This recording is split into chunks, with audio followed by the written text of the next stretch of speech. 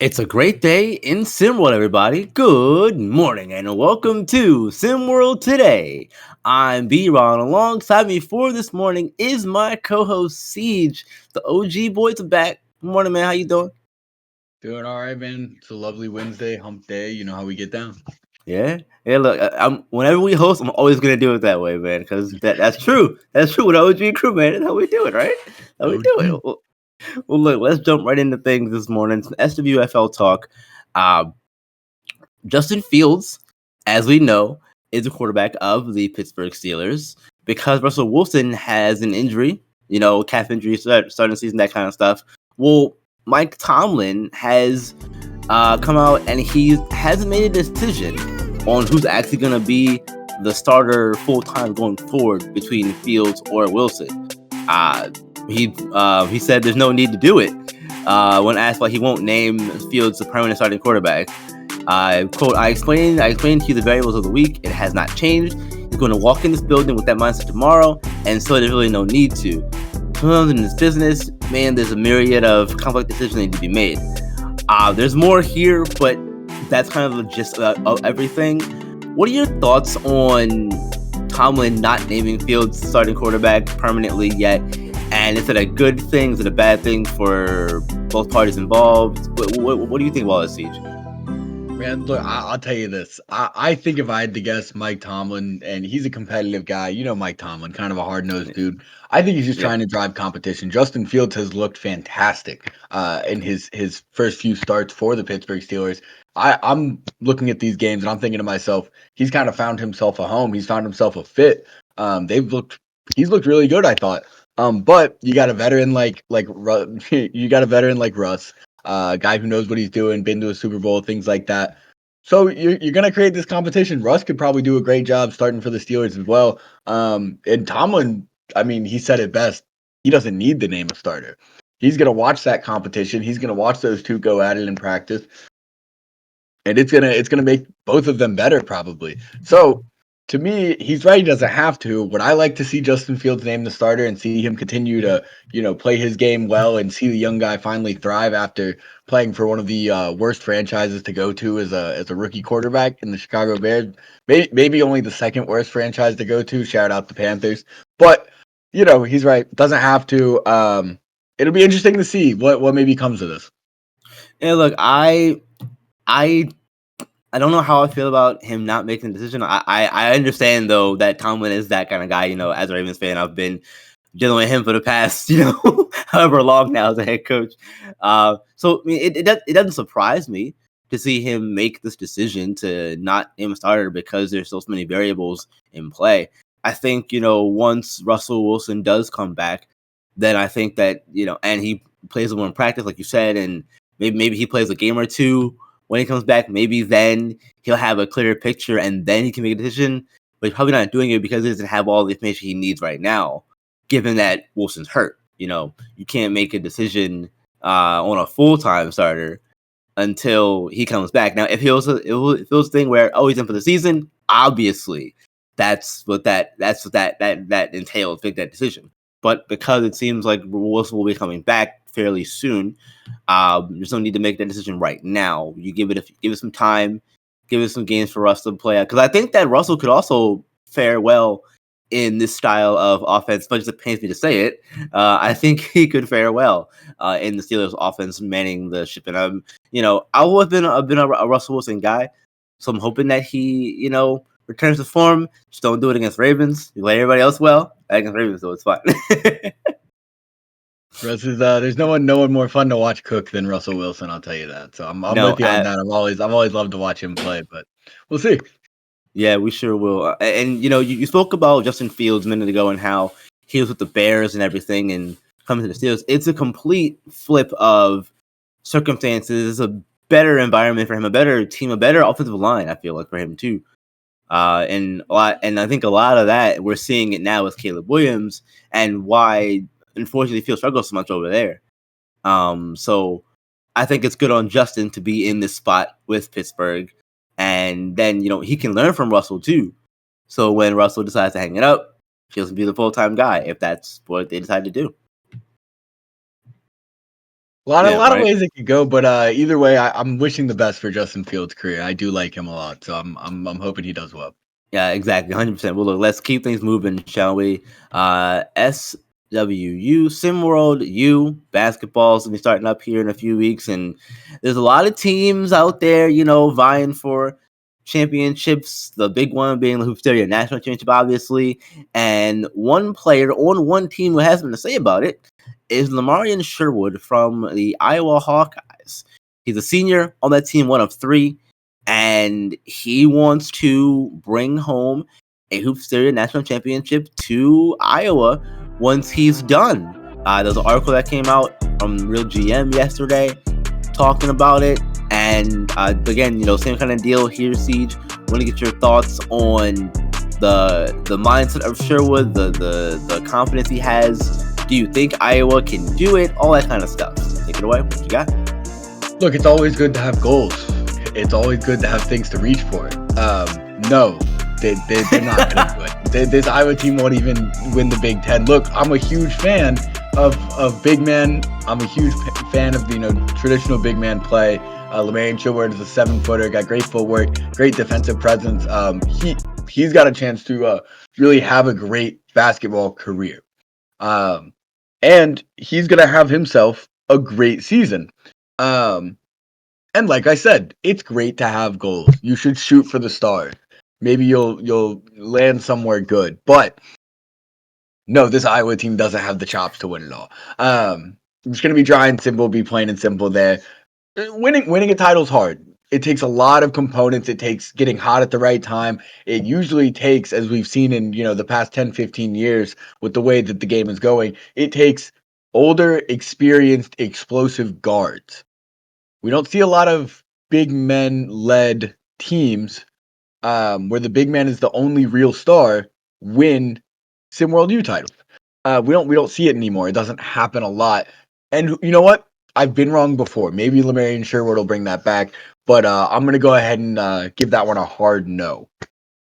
I'm right there with you. Honestly, Big Ten's a tough conference too. We can't forget.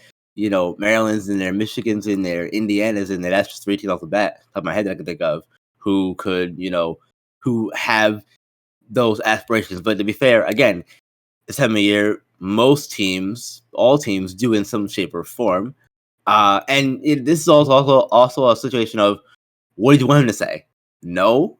You want him to say no. We're not gonna try to win the title. Of course he's gonna say that. Because again, that's what everybody wants to do. Even your Princetons and Harvards, who we're probably gonna struggle, in my opinion, going forward. They have those goals too. Like you said, it's good to have goals. So you just give you something to work towards, that kind of stuff. Good to have those. But I don't think that Iowa's gonna have the necessary pieces to get it done around Sherwood this coming season. I think he'll have a great senior season. I think he will, for sure. But I don't think that winning the title is winning the Hoopsteria national title anyway. It's something in there that's in the cards for them this season. Could they maybe, win the conference championship? Potentially, but even then though, I don't see that happening either, because of your Marylands, your Michigans, your Indianas.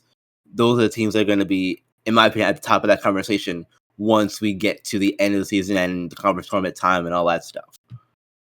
Yeah, absolutely. To be honest, I don't know if there's a Big Ten team I think has that good of a chance in general. I think if I had to pick a team from the Big Ten that could take it all the way, I'm looking at probably a Michigan.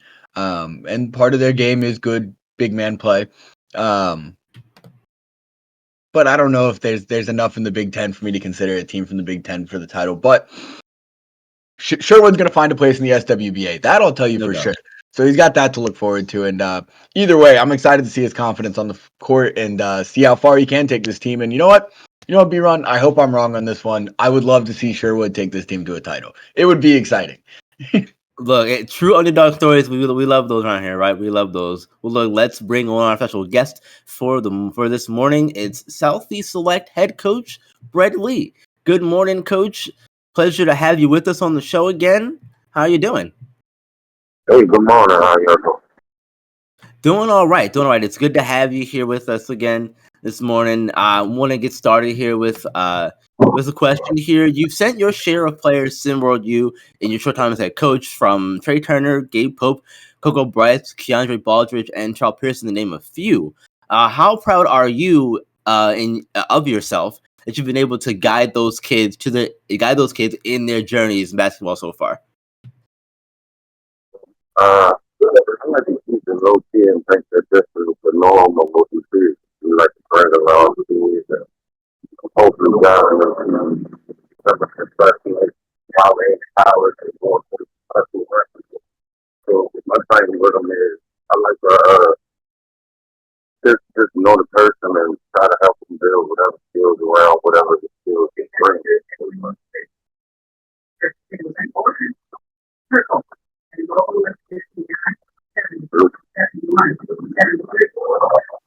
Yeah. Coach, there is some background noise on your end. C, do you have a question for Coach? Yeah. I'm ready to leave up this and then get shots up with Yeah, absolutely. So, Coach, I was wondering, Southeast Select, you've built this program here that's got this reputation of being a prestigious program every year. You make it far, you have a lot of success. And as anyone who has played basketball or been involved in basketball at any level knows, success in the season starts before the season. It starts with preseason. It starts with training. It starts with practice, things like that. With Southeast Select having this prestige to the name, what does that preseason look like for you and your players? a couple in a squad scrimmages. Lot of 3-on-3 and some king of the court. I like to have the players. I like to for back the letter word for lack of a better word. And I like to have the players see who's the best. Because in order to beat the best, you gotta know who the best. Yeah, that makes total sense. I agree with that mindset there for sure. Speaking of the upcoming season, you have guys like Dexter Jackson, Drake Johnson, and Brett Becker returning this season. How valuable do you foresee them all being in the returning tournament format? And how do you feel that your previous experience coaching in that format can help you prepare both them and the new players for it? So with the new guys that we have now, like we don't have the height that we normally have. We got Brick Backer, we got Kenzie Carthy, who's gonna bring us the height. He's probably gonna play a lot of backup center for us. But with the returning players that we have, I trust that the leadership that they bring is going to guide the new players and like bind us all as one. I mean, we've been doing it year after year like that. Returning players, then everything he's built has been to feed into a leader. He's got his program in next year from the barn wrestling to the gauge coach. So I expect nothing different from Dexter Jackson, man. Especially like how he showed out last.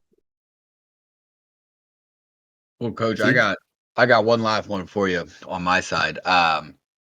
Is this the year?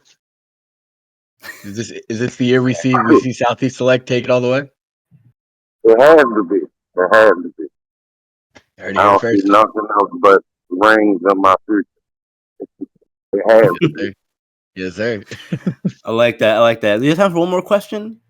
I have one more for you.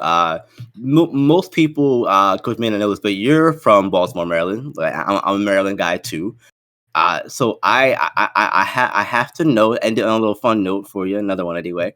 What's your go-to seafood meal, if you eat seafood, of course, when you get a chance? When you're back in the state, Oh, already the crab cake, bro. Crab cake. Gotta have the whole bay. I personally go to Moe's because they definitely got the big crab cakes, and I trust myself, but I love the homemade crab cake. Moe's, yes, sir. Absolutely. Well, look, I love that. That's a great way to end it. Thank you very much for joining us this morning, Coach Lee. We appreciate you very much. Good luck on the rest of the season, sir. And take care. Thank you, gentlemen. Appreciate it, man. Of course. Coach. Well, thank you again to Coach Lee for joining us this morning on SimWorld Today. Thank you all for watching, listening to SimWorld Today and Siege. Thank you again for joining me this morning. I appreciate you very much, my friend. We're going to be back tomorrow. It'll be JK and J-Rock tomorrow on the show. So look out for that. And until tomorrow, guys, you know what to do.